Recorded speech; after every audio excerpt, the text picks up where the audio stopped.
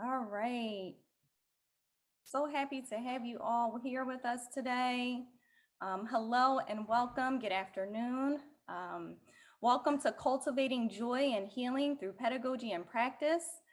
My name is Christy Rivowski and my pronouns are she, her, hers. I am the Senior Training and Consultation Specialist at the Northeastern Caribbean MHTTC, housed at Rutgers University in New Brunswick, New Jersey. Next slide, please. If you are just joining us, please feel free to share your name, the role you play in supporting school mental health, and where you are joining us from.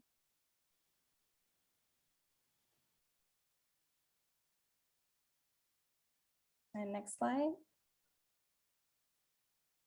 So if you have links to resources that you'd like to share with other attendees or questions for our presenter, please feel free to enter those into the chat. We have team members paying attention to the chat box, and they will ensure that the facilitator receives your questions. If you have audio or technical issues during today's session, please feel free to private chat us, and we will certainly support you in working through that. And a friendly reminder that today is closed captioned. It's available for this session. For those of you who would like to enable or disable, please click on the closed caption button located at the bottom of the Zoom platform for options. Next slide, please. After today's session, we suggest you visit our website and find your regional center to keep in touch with us for more resources and training opportunities, all free of cost. Next slide, please. And here we have a really quick disclaimer. This presentation was prepared by the MHTTC network under a cooperative agreement from the Substance Abuse and Mental Health Services Administration, SAMHSA. The opinions expressed in this learning session are the views of our moderator and panelists and do not reflect the official position of the Department of Health and Human Services, or SAMHSA. Next slide, please.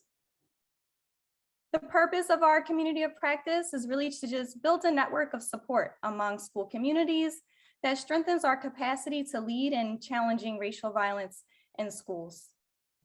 Next slide. And today's meeting is session 7 of 7 gatherings for our community of practice that is centered around healing racial violence in the school setting. This community is hosted by the MHTTC Network's Healing Racial Violence Teamlet. We certainly hope you will join us next Tuesday, March the 8th for session 5, interrupting and examining the impact of oppression and resistance on student wellness. This community of practice is made possible by so many people, including all of you, as well as our incredible facilitator today. We hope you will engage with us through the chat throughout today's session.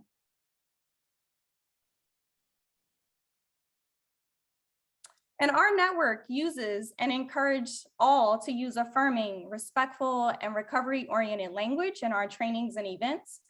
A reminder that as we engage in conversation today, let's be mindful to use language that is inclusive and accepting of diverse cultures, genders, perspectives, and experiences.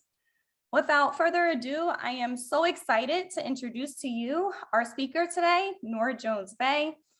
Noor Jones-Bey is a transdisciplinary educator, a researcher, and artist from the Bay Area. She currently lives in Brooklyn, New York, where she is pursuing her PhD in urban education at the Steinhurst School and holds fellowships from the Ford Foundation and the Urban Doctoral Research Initiative at NYU. Noor is program director at Excel at NYU, a critical literacy and college access program for youth in the South Bronx, housed at the Metropolitan Center for Research on Equity and the Transformation of Schools. As a scholar deeply interested in the movement between theory and practice, Noor has served as an equity consultant and serves as a founding member of the Radical Listening Project to assist educational professionals. Her dissertation work examines intergenerational knowing of Black women and girls navigating in and out of schools. And now I will turn it over to you, Noor, to prepare our hearts and our minds for today's session with a grounding exercise. Noor? Thank you so much, Christy. I really, really appreciate it. I feel so thankful to be in this space with all of not only everybody who's in the Nora, I chat. think you might be muted.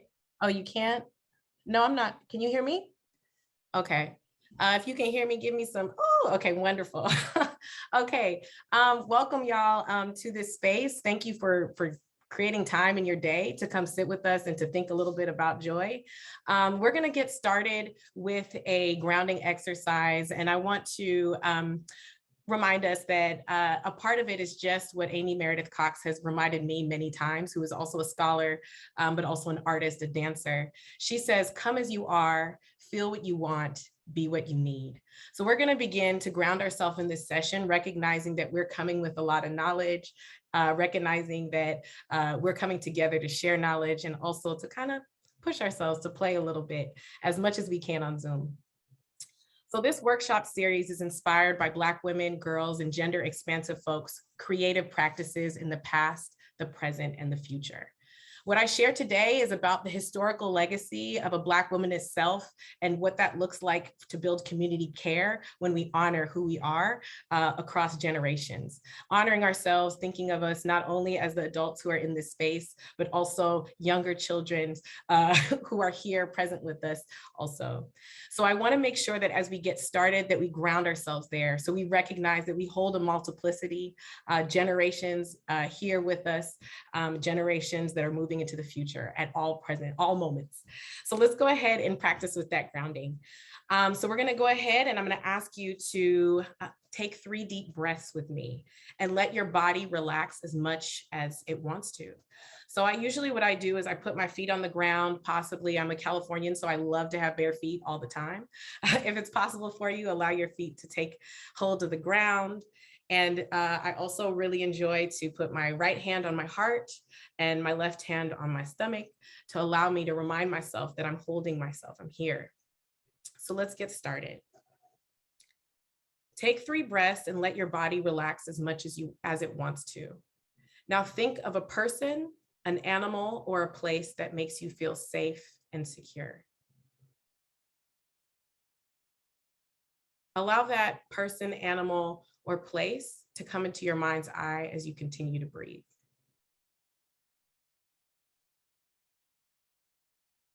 Now imagine that this person or animal is beside you right now and that you're in that safe space.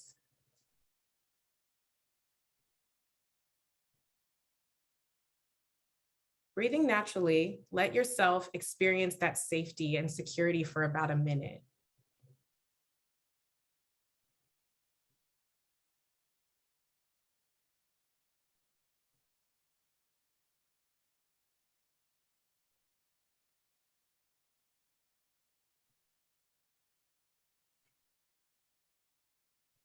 Feel into your body. Where do you feel constricted, uncomfortable, or unwell in any way? Focus on that part of your body and focus on the feeling.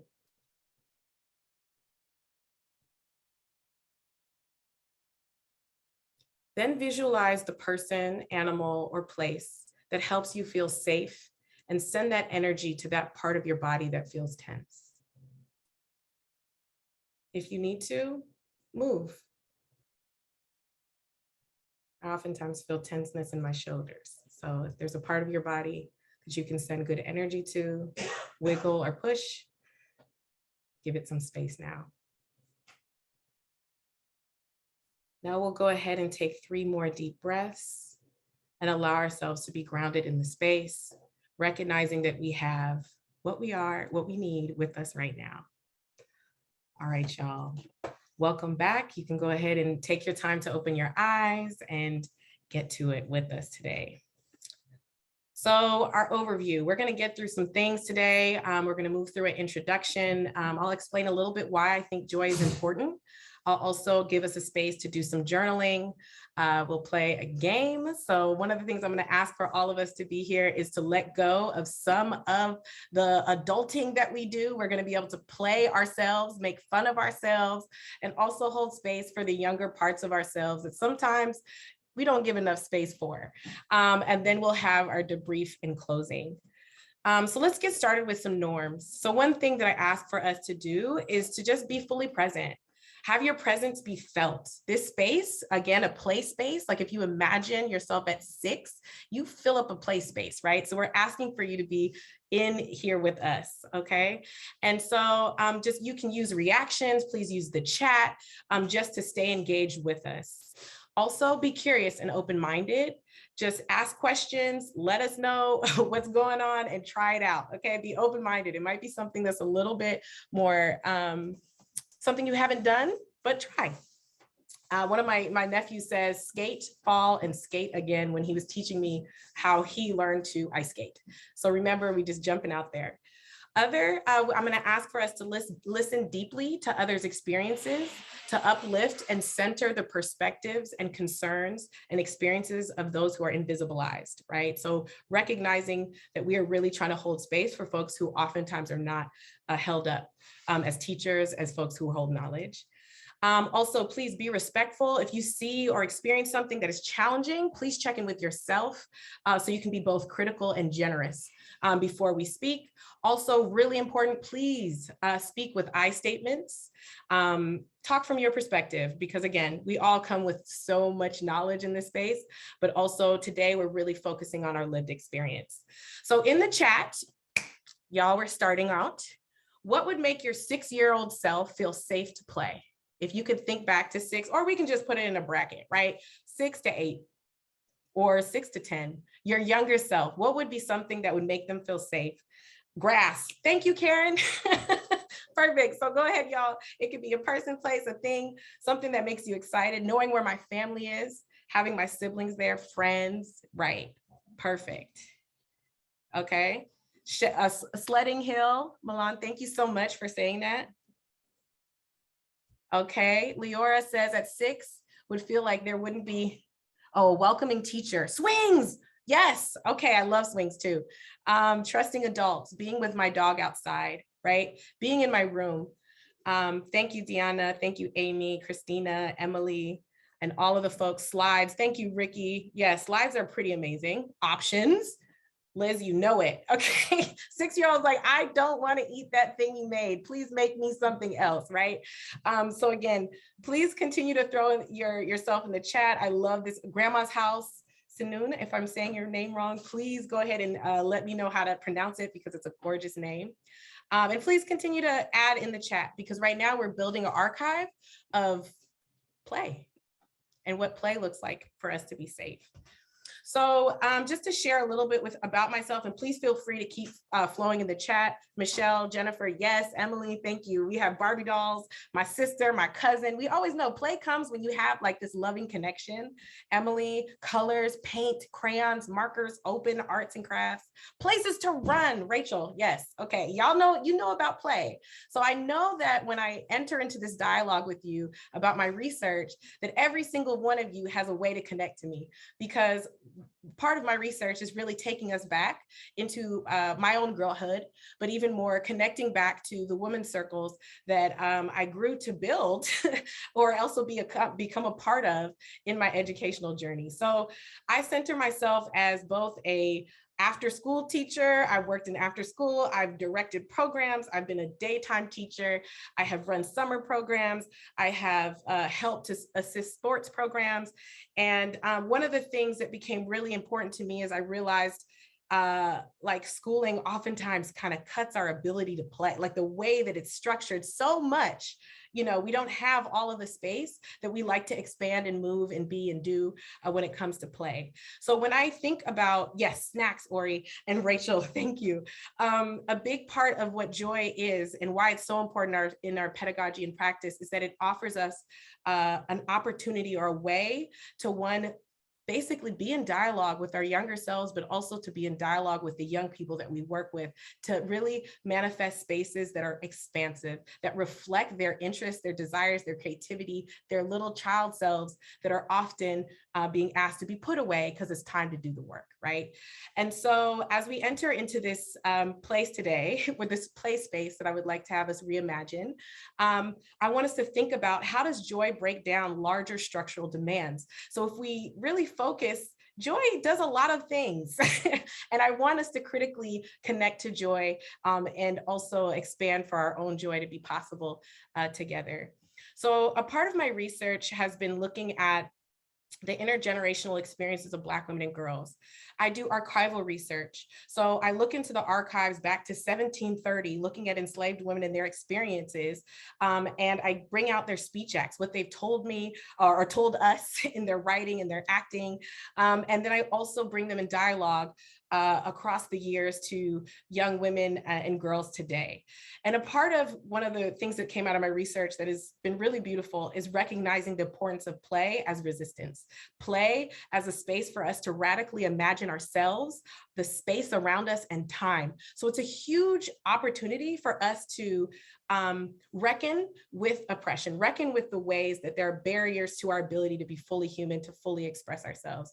Play is so essential to our ability to reimagine the world or reimagine processes that have become violent, or even more historical issues that we've experienced over time and place, right? So that's one of the key things that I've learned in this research, is that play is really, really necessary. Play is also an invitation for us to break the form and celebrate. And I look at this, and Sadia Hartman is someone who talks about radical imagination, and one of her work is looking at the archives and reimagining what it was like to be a Black woman in a particular historical time period. And she writes these gorgeous books around that. And so we recognize that that's a deep level of intellectual engagement to be able to read and then basically create a world out of these scraps, out of these ways, the little pieces of archival data or whatever's around us, right? An invitation to break the form, similar to what you have in the chat, y'all, and you did this beautifully, right? Play is bringing our neighbors a part of it. Play means that, like, you might have said that only sixth graders can be in this class. Play is like, no, my seventh grade friend needs to come because we're about to play, right? We recognize that young people know how to navigate the world in different ways, and we see that through play, right?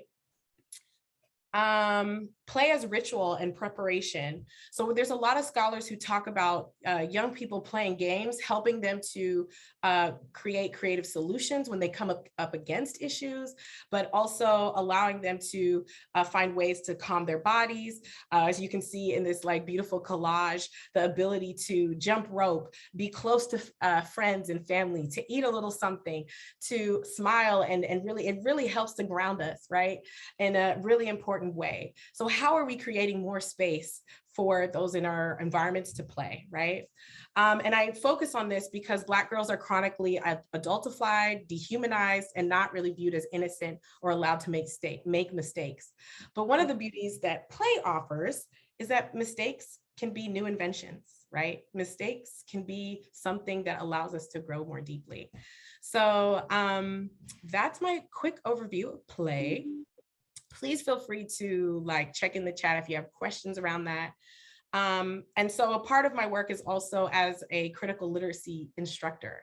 So is taking the different kinds of languages, different type of art forms. As you can see, Bisa Butler is shown in this PowerPoint so much because this is a part of play. Her artistic practice is this creative engagement with play, with color, with just her own experiences and what she sees in the world. So how can we offer more spaces for folks to do that? And so one of the big pieces out of my research, the takeaway, is that Black women and girls have, and this is kind of like a quote I'll share, have existing lineages and traditions of organizing to authentically be themselves as they cultivate their minds. So I pause here to say that play allows us to move towards a deeper authenticity, a deeper connection with different ways of being and knowing ourselves and also engaging with others, right? So this history must not be forgotten, overlooked, or dismissed. Instead, educators must return their practices to this unearthed, historicized living and engage girls today in similar ways. So I share this to say that we all come with this kind of intergenerational knowledge around what it is to play, what it is to move more deeply into our authentic selves. And play is a tool. It's a portal for us to be able to engage that way. So at this point, I'm going to offer us some portraits of play. One of the things as a critical literacy instructor was that we'd have different, and different levels of reading was like figuring out ways to play with reading, because several of our students were like, I don't like to read. I don't want to do this thing. And a big part of creating space to play with reading was allowing them to dialogue with the authors, dialogue with the pieces, and to chunk them into shorter things. So I'm going to offer us a little game that we get to play. One, it's active listening. So I'm going to read a scenario play, portrait of play. And I'm going to ask you to listen deeply, to close your eyes, to try to imagine, bring this to life for yourself. You'll have 60 seconds in between to kind of rest, take a breath. Thank you, Karen. Yes, double Dutch. Take a breath, and ask yourself, what does this speak to my head? Does it speak to my heart? Do I have a question about this passage? You can place that in the chat. Any kind of first response. Then we'll move through 3 different scenarios that way. All right, so let's get started.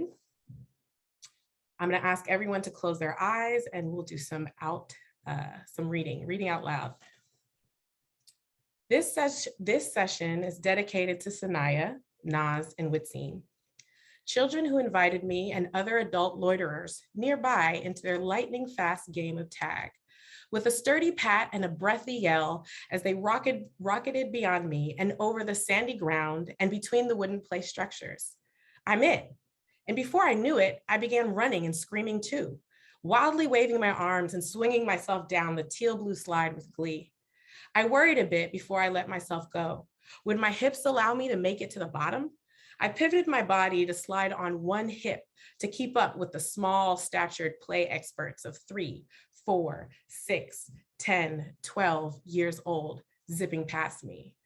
They are focused on the next source of play as soon as they finish one slide and expand their game effortlessly, without question or concern, when another child or another large, grown, panting being like me moves close enough in proximity to make their presence known. Directions are taught in the flow and through quick directives. Otherwise, I'm just ready for anything.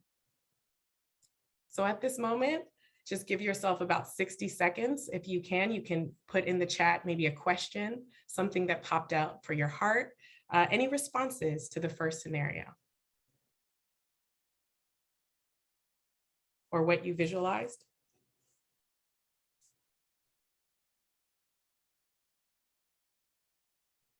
Ooh, Deanna says determination.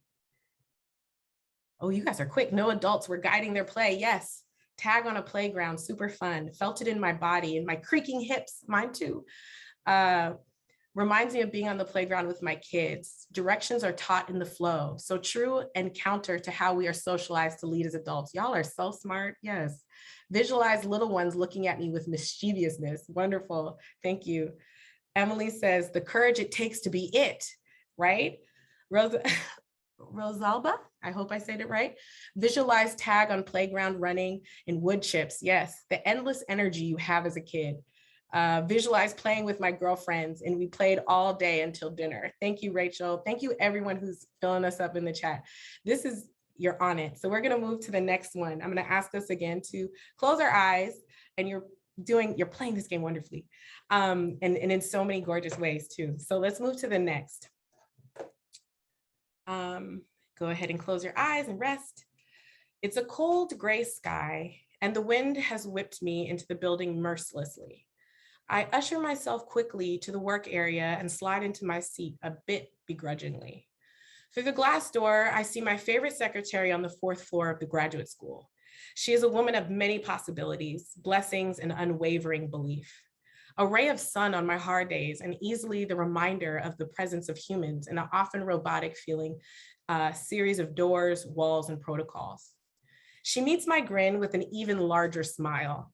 We immediately begin to dance, mimicking each other. She is standing, hitting a move that brings me from my chair into a silent but rowdy revelry. I change the pace with a bounce of my hip and a gesture to the sky. She follows suit, taking on a serious face, so cold that I can hardly help to keep the giggles from tumbling out loudly. I don't want to be the first to break, but I know I will be. We bounce a few more beats and inevitably begin belly laughing. Running to the door to greet each other with big hugs, we are immediately assaulted by the yell from a working disgruntled adult nearby. What is that noise? It sounds like a bomb. My secretary friend, who is also a grandmother, who has spent nearly 2 decades being an unofficial therapist, caregiver, and first responder to students, particularly the most privileged who have not been taught to respect people without the doctor title, stands up and ends her expert performance, ending the parade of giggles and shouts as she says, she must head back to her desk before we start any more trouble. I feel hot rage and irritation.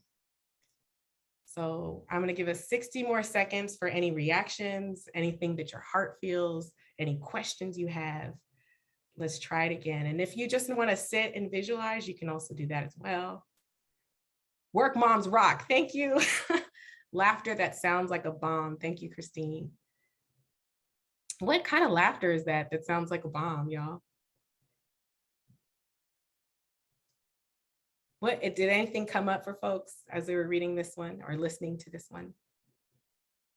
Stifling joy. Ooh, dance challenge. Someone is a hater. Thank you, Deanna. Thank you. Please bring your 6-year-old selves into this chat. Please, belly busting. Yes, yes. Thank you, Tania. Right?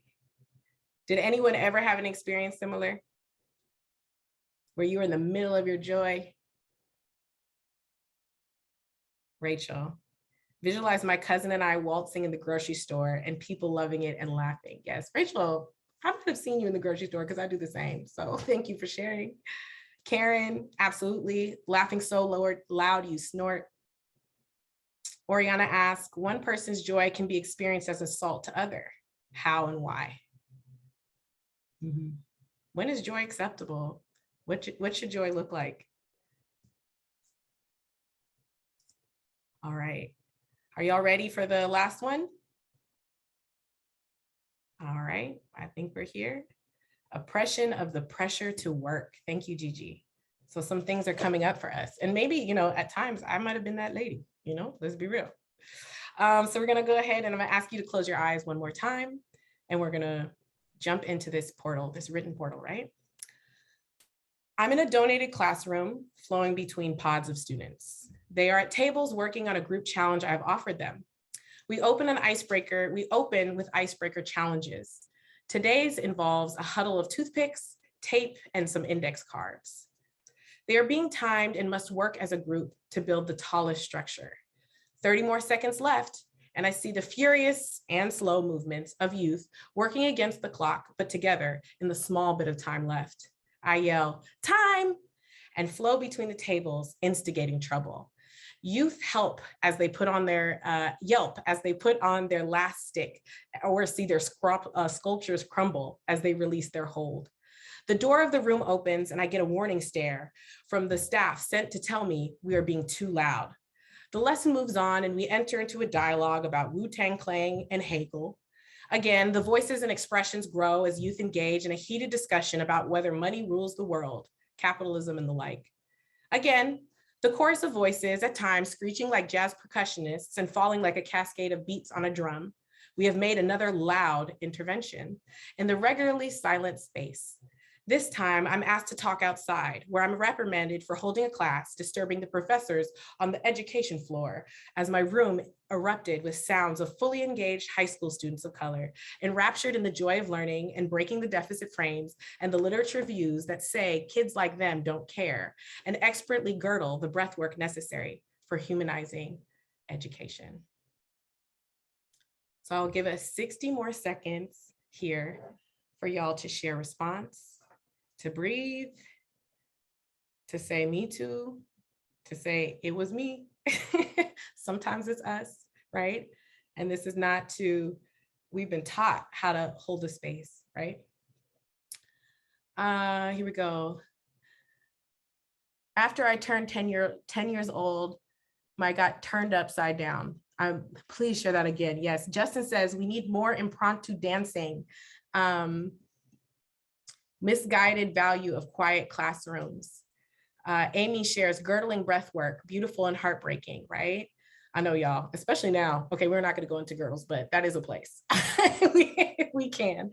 Thank you. Deanna says, I'm just walking away and return to the fun of teaching. Class should be fun. Learning should be fun. My life turned upside down when I was 10. Okay, thank you for sharing that again. As a project-based learning teacher and teacher coach, we use noise and laughter as indicators of rigorous learning, but that wasn't always comfortable for other adults in the school community. Quiet equals serious. Thank you, Leora. Stuart says, what's wrong with having fun in the classroom? Rachel says, I love my teachers that allowed us space to self-express. They were the best teachers. Rosalba says a misconception that learning cannot bring that much joy. Come on, thank you. Okay, beautiful. Thank you for your interventions. Thank you for your breath work. And if you're a person who is just listening and absorbing and not in the chat, you're still being present with us. So thank you so much for that energy. Gigi also says, better building could support noisy learning. Oh, better buildings could support noisy learning in different rooms. Learning should be tied to experiences, Tania. Thank you so much. So thank you for engaging and listening to these portraits of play. And a part of it is to model for you. And this is one of the things I do as an educator is like, if I want joy, if I want expression in the classroom, a part of it is me being able to bring in those parts of myself, those experiences. And so anytime I have a writing activity, I oftentimes do my own version for the young people first and ask them to then kind of create their own worlds. And I'm always awed. So a couple questions that I want to offer as we think about cultivating joyful space. Really giving yourself space, and I'm going to give you some journal time in about just right after this slide, so we'll be able to really write through this or feel through this or draw through this if that what feels best for you. But I want to offer these questions to help us get there, to get a little closer. So I want us to reflect on what joyful spaces have you been in? What characteristics do they have? What joyful spaces have you cultivated? And that doesn't mean just in the school space, but in your life. Like where does joy reside? And when I'm thinking about creating a space that welcomes joy, it's not demanding of joy, because joy actually has to come spontaneously.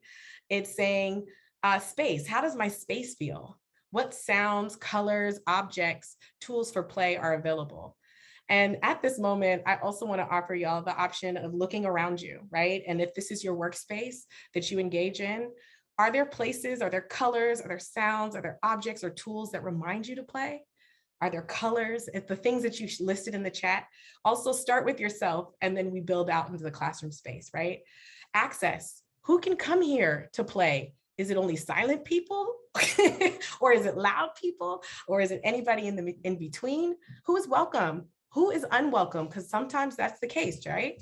How can we welcome our children to show up more fully? Are we asking them to show up in a way that makes us feel comfortable, but might girdle their play, right? To use our words earlier. Care, how are we encouraging each other in the process of play? One of the things that I feel is super important, especially with young folks, is for them to be named, for their contributions to be seen. But this is true across the line, right? Curiosity. How do we hold space for questioning and dialogue with different perspectives or ways of being? So if a child puts up something that we might not be comfortable with, how do we engage? How do we playfully engage versus moving directly to discipline? And the other thing I think about is improvisation and radical imagination. Giving yourself some space when we move into this journal. When was the last time you did something spontaneous in your classroom that allowed for play to happen and just creating more space, right? So I'll offer these questions again, so you can journal or move through them at your leisure. But a couple of these have helped me in creating space. So right now I'm going to open up our workspace and we're going to go ahead and give you about 8 minutes to do some journaling. I'll play some music, but I want us to do a couple of things, right? And a part of my work is recognizing that we are ourselves in our educator role, but we also are carrying our younger selves, right? Ourselves as a child. So one of the things that we kind of forget sometimes is what we love to do, slowing down for that little one who's always with us. So as we play the music, and we're going to just give you some time to kind of reflect, the questions are, and Ori will also put them in the chat for us, but what did you love to do? What were your favorite songs? What were your favorite games? what lessons, if any, grew from those games, right? And I give an example of red light, green light, purple light for me. I had to make a whole different light because I love to dance. And so now the game shifted, and now it's a part of my generational play with my nieces and nephews who span 14 to 3. So we build games, and that was a part of including them and including my joy in it. What got in the way of your play? What barriers did you experience? And I say this because I believe so many of us as adults know, and sometimes we replicate those same behaviors that shut us down as children. And it's really important to create space to see that, right? So I'm going to give us time to journal. If there's any questions, please let me know. Also, I want to pause and say that if there's an artistic medium that feels good for you, if you want to draw this out, if you want to do this in poetry, collage, if you want to jump on your computer, you could do that. Just allow yourself something so that you can look back at this and be like, oh, I want to make some more space for the younger me, right? Okay, so we're going to go ahead and play some music, and you're welcome to just pull up a document or somewhere close by that you can just really enjoy. Okay, let me know, would you all like a little more time to write, or are we ready to keep moving to jump into something a little more interactive? How are we feeling? We're ready. Leora says ready. I want to get ready or not. Let's see. 1, 2, 3, not it. Who's in the chat? Ready? Okay, come on, Stuart, Justin. Okay, we got 3 people ready. Michelle, okay. You know, I'm going to do y'all like how we do in the classrooms. We're like, okay, who else is there? Okay, awesome. Jennifer, Erica or Ericia, if I said it wrong. Laura, y'all feel free to also drop your name in like the pronunciation guide so that I can really hold you down in this space. Oh, come on, Amy. Ready, steady, Freddy. Okay, act up in the chat. I love it. Okay, awesome. So we're ready to keep going. Thank you for that time and that energy. I highly recommend to create space for journaling because it allows us to express ourselves as we want, as we desire, and to play with format, because you know the 5-paragraph essay is cool, but when it comes to dreaming and imagining, we're beyond that.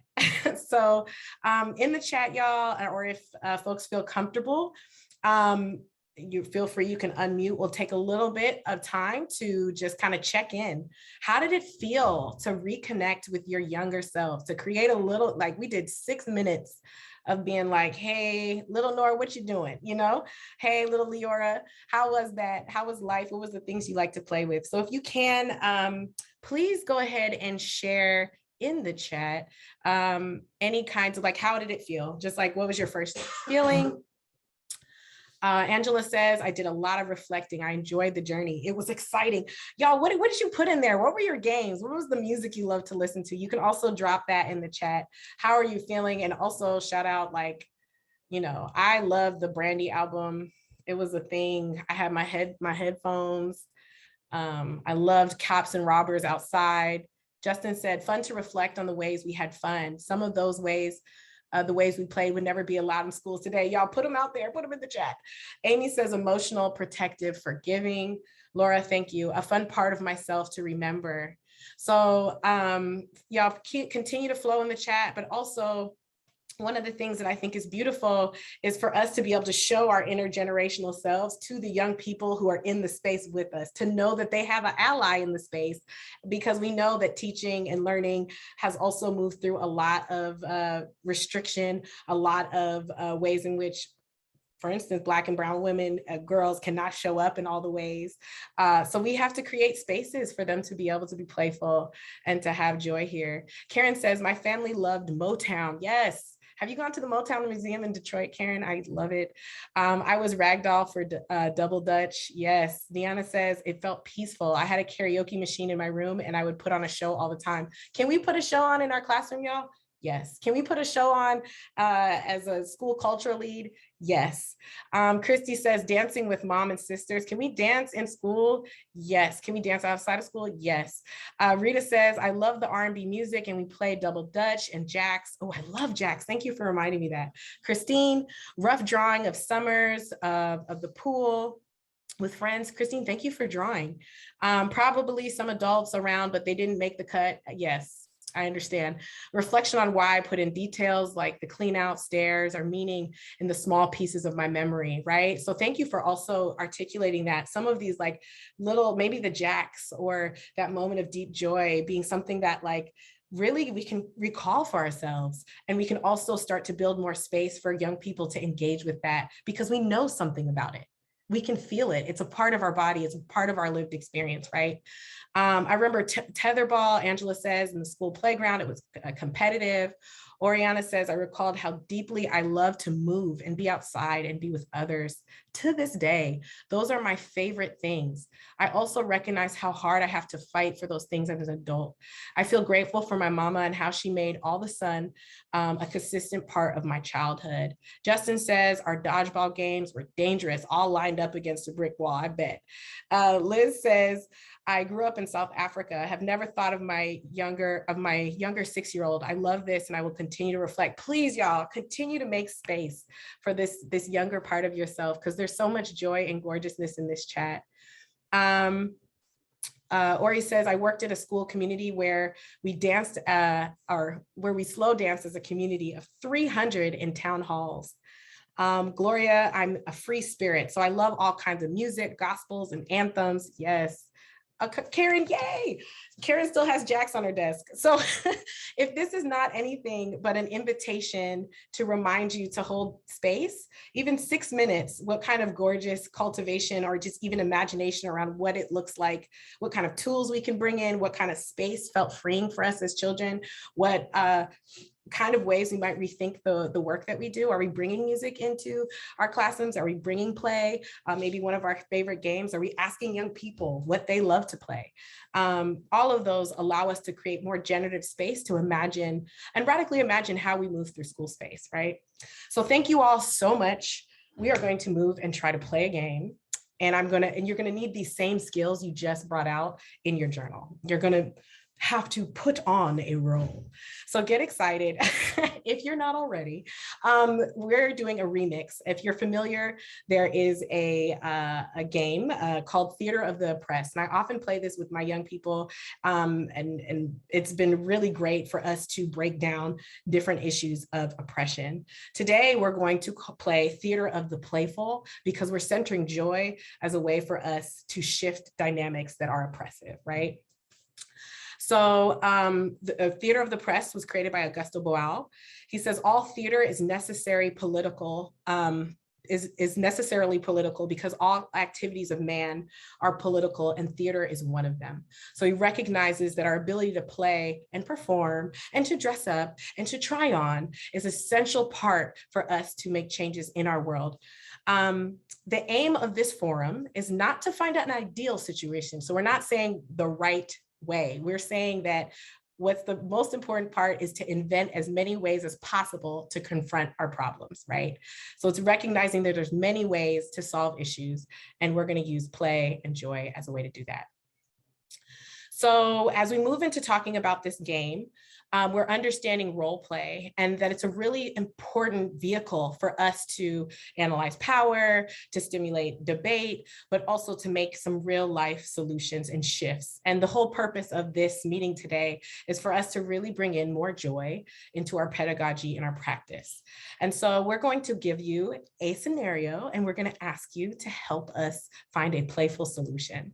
So to explain this, there is an intervention is where a spect actor tries to create a different solution to the problem presented, right? So for instance, if we have some sort of problem, you're basically in the theater and you're not allowed to just be someone who watches. When we're thinking about the theater of the oppressed or the theater of the playful, everyone is an actor, right? Every single person has power to shift things. And this is true in life, right?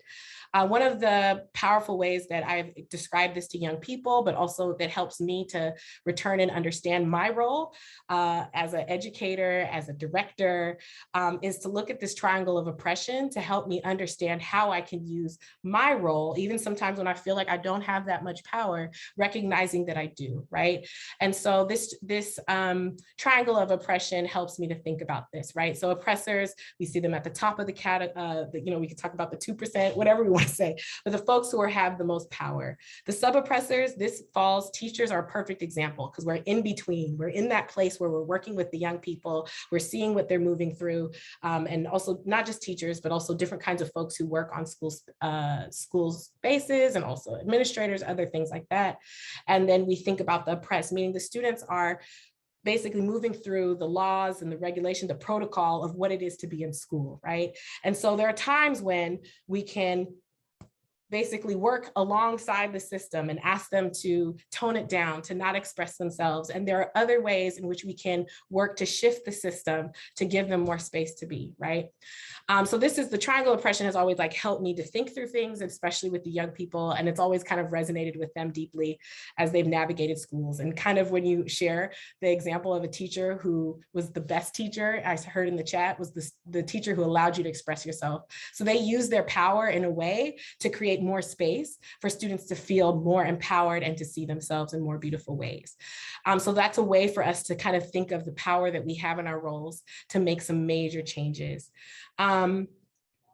So Oriana says, the sub-oppressed are oppressed, but carry out the will of the oppressor, a very necessary component of oppression. Thank you so much for underlining that. So actors, this means all of us, have to be ready for an intervention, including ones that we never imagined. The theater of the oppressed is a rehearsal for our future selves, not an opportunity to tell other people how they should behave. We are literally thinking of ourselves in our roles and saying, if I can imagine myself to make this change, what would it look like, right? So the game.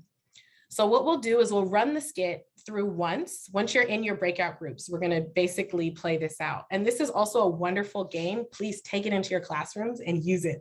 It's great. Young people get into it and it's really, really fun, right? So you run through the skit once, showing a problem around discrimination or oppression. The first run is called the anti-model, and it's played without interruption. The oppressor wins, right? And if your 6-year-old self, the oppressor is the parent who is telling you have to put on shoes and pants when you want to go to school, right? Like, so if we want to keep it cute that way, right? At the second time, the spec actor can intervene and yell stop when they see the oppression happening. So in a cute way, 6-year-old self, they're putting on their shoes and then the other parent jumps in and says, no, my child can be barefoot, whatever, right? So that's the moment where their intervention happens. And then we play that scene out, and then following each intervention, the audience members, or basically the other spec actors, are able to talk about that solution. Did it make sense for that other parent to jump in and say, no, my child should be barefoot at that moment? We're going to talk through that. That might have created dynamics that weren't the best overall for this family, right? So that's a simple example. I'll go over the rules very briefly, but and you'll go through this kind of more in depth in the breakout groups, and feel free to drop a question in here at any point. The spec actor comes up on stage and takes the place of one of the characters who they believe could create a positive solution to the problem presented. They should take the place of someone who they think might be in the future, who they think they might be in the future. The spec actor should not take the place of the oppressor. The original actors left on stage work with the audience member with whatever tactic they try, right? No physical interventions, which will not happen because we're on Zoom, we're good. And when an audience member finishes their intervention, the facilitator, the moderators in your groups will debrief, and we will come back to talk about this game. So I'm gonna pause here and ask if there are any questions before I introduce our scenario. Are there any questions regarding what I shared, or anyone else who has played Theater of the Oppressed who might want to add in a good kind of clarifying piece, or do we want to jump in and play? If you're ready to play, hit me with I'm ready to play, or some kind of cool way of saying that. If not, go ahead and ask us a question. Okay. We are ready. Yes, can we show the rules page again? Perfect. All right, and Leora gave us a beautiful sum. First round, we act out the scenario. Second round, we get to play and subvert the scenario. And so basically, I'm gonna give you a scenario as we move from this rules page, And your role is to go ahead and think about how you could subvert the oppressive situation that is taking place. And that's it. You get to act and become whoever is in the scenario, right?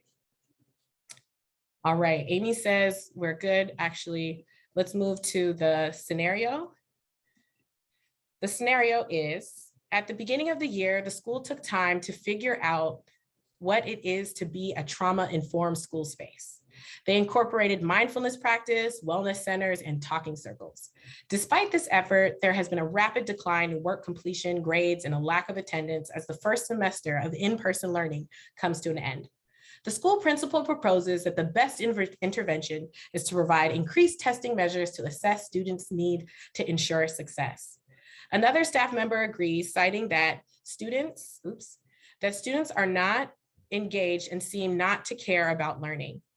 Several other teachers nod in agreement, sharing that they are having trouble with kids coming late to class with attitudes and not completing assignments.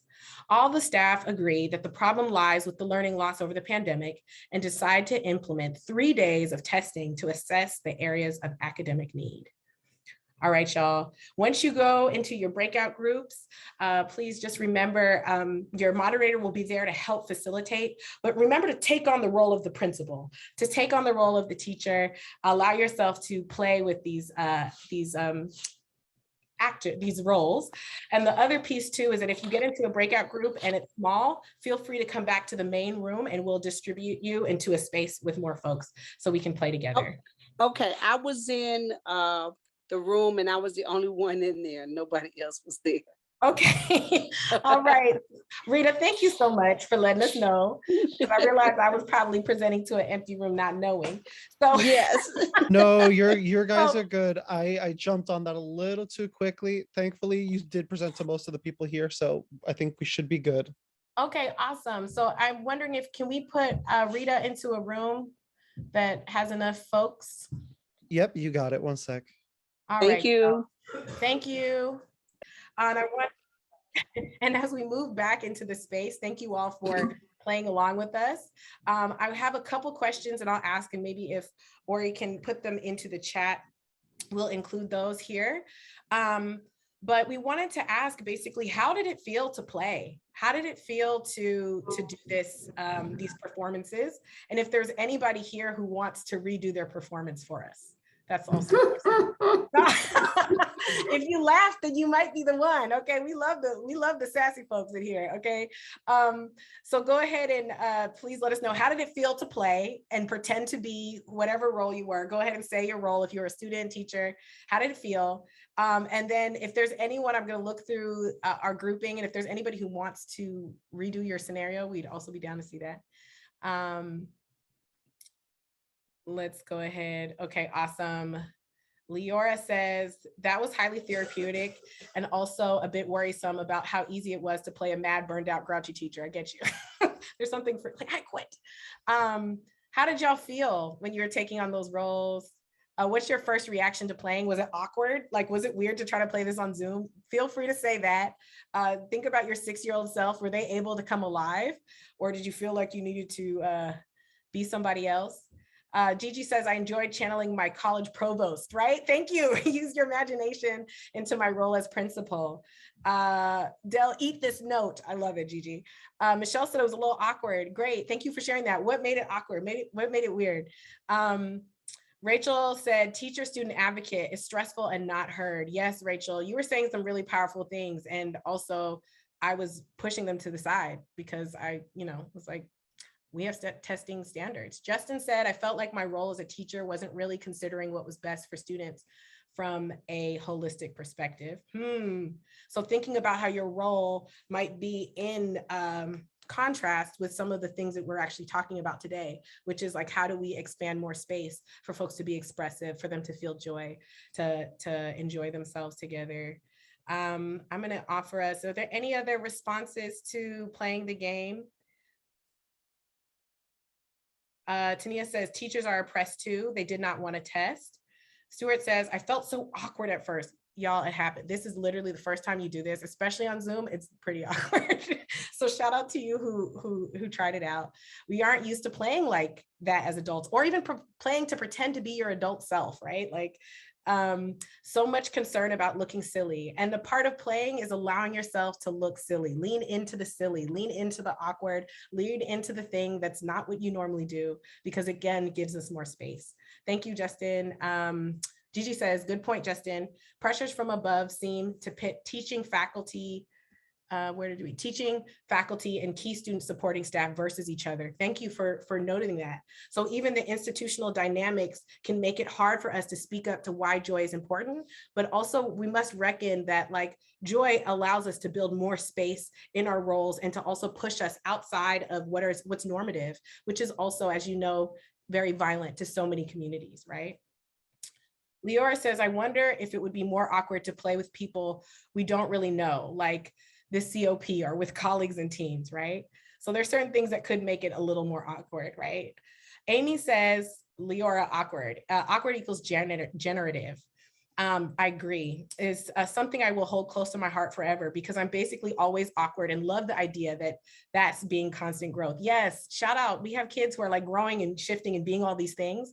Let's give them space to be awkward and to own it, right? In this growth. Ori says, teachers are oppressed too. I love that you raised that. Their hierarchy and dynamic was so intense and difficult to push beyond. It's hard to be creative in those spaces. Let's honor that, right? Angela said, I think that the oppression of the teacher will translate into the classroom. I can see how this can be a good example for a child who is in a home of an oppressed parent, right? So one of the things I love, Angela, that you're also thinking about, how do I shift this game into a different space, right? So this is a tool that we are also able to creatively push and shift according to what our needs are. Oh, gorgeous. Okay, there's so many things in here. Maggie, I'm going to let you be our ending out comment. I played the role of the child in the scenario and found that I felt angry and upset with the whole situation, the pandemic, and didn't really feel connected to the conversation about testing. Thank you so much. And so again, there's like this piece around the embodied knowledge when we're able to connect back to our younger selves, and also someone who is not a representative for an organization or an institution, but someone who's just trying to live, right? and experience joy. So I want to thank you all so much for being a part of this. And I love to do references in different ways, but I also do research on Carnival and looking at how these different resistance practices, and I'll shout out N2 Springer here. Also, there's some great books that I would love for y'all to look through if you want to think about play and create space for that in your classroom. I think about the lineage of writers who talk about play and pleasure as being something that we can connect theoretically to as we make arguments for why play is so important. And also really important, you have so many resources in this chat, and I'm going to ask us to save it because I want us to also have a collage of all of the dope, cool ways that you all have thought about expanding your classrooms, thinking about what does it mean to create a rigorous classroom that can hold a 6-year-old, who are usually the most brilliant, they catch you on everything, and the 15-year-old and the 25-year-old and upwards, right? How do we make sure that we're reflecting a safe space for them to play, learn, and be awkward and shift? So thank you all for being a part of that. I really, really appreciate it. And I want to open up if there's any questions or if there's anything, like this is kind of our debrief, right? Yes, please use a reference collage. I love collages. Use art to shift the dynamics, right? What's coming up for you? And if there's anything folks want to respond to in the chat, I just want to basically give us some space to do that. And thank you all for your creativity. And how did it feel to play in a Zoom? What worked? What didn't? That's literally what I do with the young people. Like, so what was this game like? Was it fun? Was it irritating? So I would love for y'all to be your younger selves in here and honestly just reply, how did it feel to try to play a game on Zoom for the first time? What might you shift?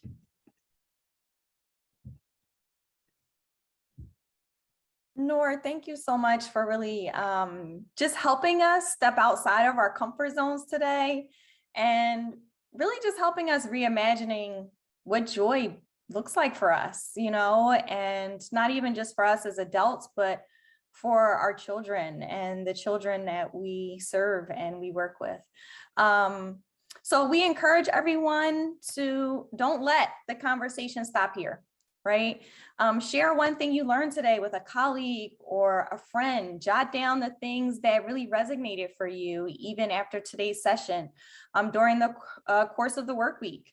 And you can even feel free to share your thoughts directly on our Jamboard. I believe that'll be dropped in the chat shortly. Last but not least, I just want to also say a quick shout out and thank you to all of our educators that are in the audience today. Just on behalf of the MHTTC network, we send our heartfelt appreciation and thanks to you and all of the work that you do, our school mental health professionals and other school personnel, obviously for your dedication and care for all of our children. And as a friendly reminder, Nor, you can actually move to the next slide and the next slide. Yep, perfect. Just as a friendly reminder, our next session is next Tuesday, March the 8th, and is about interrupting and examining the impact of oppression and resistance on student wellness. We certainly hope that you'll be able to join us. Next slide. And we are still collecting case studies. So if you have a dilemma that you would like to share, please drop your email address in the chat and a member from our team will certainly reach out to you within the next few days. And then the next slide. As a part of receiving SAMHSA funding, we are required to submit data related to the quality of this event. We ask that you please take a moment to complete a brief survey about today's session. So you can easily just take out your cell phone, use the camera, put it up to the QR code. And I believe that a link should be dropped in the chat shortly for folks to complete as well. We'll give folks a minute. Awesome, I see that link in the chat. Thank you so much, Ricky. And then the last slide. And just as a final reminder for information about local, state, and regional school mental health training and technical assistant activities, you can certainly just access your MHTTC Regional Center by visiting our website. We thank you so much for joining us this afternoon. We certainly hope that you had a great time and were able to experience joy in this space with all of us today.